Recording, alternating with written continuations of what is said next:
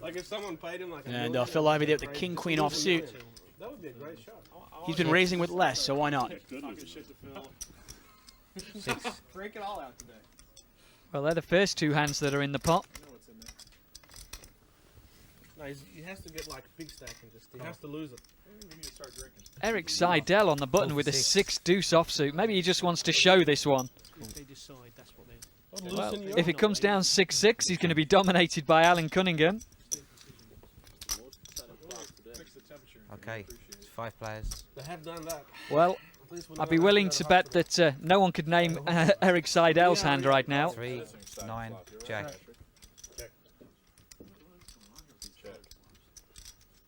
And Andy Block with the best hand here. He's got top pair, but he's got a pretty ugly hand there, Jack 7 offsuit. Well, everyone's checked it. Ace. That ace makes a difference. Checked. And that's going to put Patrick Antonius in the lead. Checked.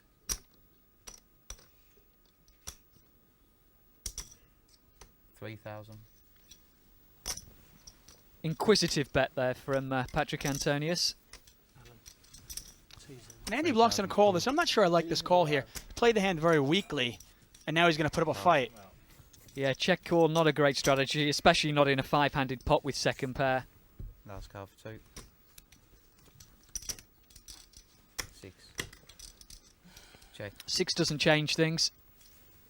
There's a third heart out there. Pot is 9,800. And look at this. This is a nice value bet here. 7,000. Yes, it is. There's an awful lot of draws that Andy Block can possibly give Patrick Antonius. With no bet on the flop, he's probably not going to give him hearts, so he could give him diamonds, he could give him a 10 queen, any of these kind of hands, or just a steal. So Andy might actually call this bet, so it is a good value bet from Patrick. Well, if Andy thought he was good on the turn, why wouldn't he think he's good now?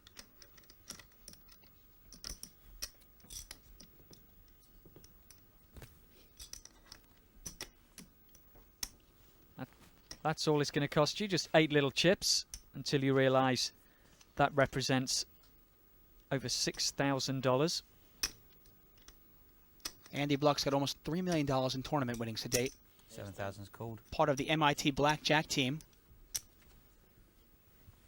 Ace 10. And look at that, he called with Jack 7. Great value bet by Patrick Antonius. Really a great value bet there. I think Andy's going to be a little bit disappointed in how he played that pot. So far, it's passed all the way around. It's just blind on blind. A lot of protection. Nobody goes after his blind. These two both have a very aggressive style in tournaments. Well, he always calls, so why do I? And here we go in the cash game. Raised up from Phil. Call by Patrick. They got, you know, semi-reasonable hands for the blinds. That's my qualification. I did some simulations. And they both caught a piece of it. There could be a little bit of action going here. Yeah, flop ace, queen, 5. Couple of hearts out there. Normally Antonius wouldn't like the ace out there, but heads up here in the blinds, he might think his king, queen is good. 34. No deuce in your hand. That's the rule. That's the first Cool. thing. Anytime We get a bet from Ivey and a call from Antonius. Pot is 11,400. To the turn. Turn is the 9 of hearts. And that's going to give Patrick more outs here. He has the king of hearts in his hand. It's not up to you anymore. It's what the other guy wants to bet. And if you're Ivey here, you don't like your kicker, you don't like the third heart. How do you play it? I think he's... I still would have thought he'd have had a bet here, but obviously I was wrong. This means he's probably going to get a call on the river from the 10. Have the jackpot. Yeah, Patrick Antonius with second pair, he's got a queen. And that check on the turn might get him the call. 8. And he puts out an $8,000 value bet. Patrick calls straight away. And the ace-6 is going to take this one down for Phil. Yep, check. Got him a caller on the river. He wasn't too sure where he was, I think, Phil. And it's induced the call on the river.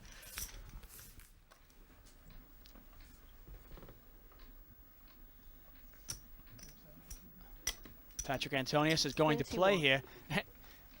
The theme of the day, these kind of odd cards, 7-3 suited. He's raising it up. Lindgren's going to call him with a couple of snowmen. We've got Baldy 1 versus Baldy 2. Yeah, it's a But Seidel is going to enter the party. I was going to say something about a distinct lack of hair in this pot, but I don't know how Eric would react to that. Check. Well, Lindgren's 8s are still good. Every player got a little piece of it. And they're all going to check to Eric Lindgren. Pass. He's going to bet. I'll be curious to see how Patrick wants to play this. He's raced it up with 7-3. He's caught middle pair, which is about as good as you're going to catch on a semi-regular basis. Check and a call. Yep, he's going to call that. Surprised Patrick didn't just bet out, being the pre-flop raise, try to represent the queen. Turn is a 10 of spade. It is the third spade. You wonder if Patrick's going to try to represent spades here. Nope, he's going to check it. Check. Gone check, check. Put on eBay. Well, the 8s are looking a little bit more comfortable now. There, you got to like him now. Lindgren backs into a straight there. Check. Had the gut shot. Picture of you, right? The other piece. Obviously can't beat a flush, but I think he's quite certain that his 8 is good here. As long as Patrick doesn't stick about 50,000 in there, I'm expecting this one to go to Eric. The grilled cheese Jesus? No, you put your avatar in a grilled cheese. There's really not much Patrick can beat here. He couldn't beat the queen, can't beat spades, and he can't beat a straight.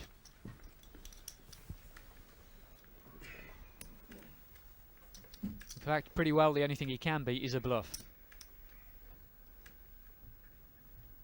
And you almost have to manufacture a hand that Lindgren would be bluffing with here.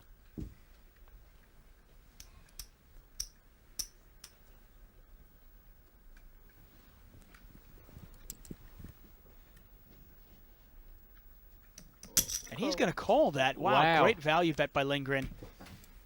Patrick Antonius obviously didn't think he had anything. Pays him off.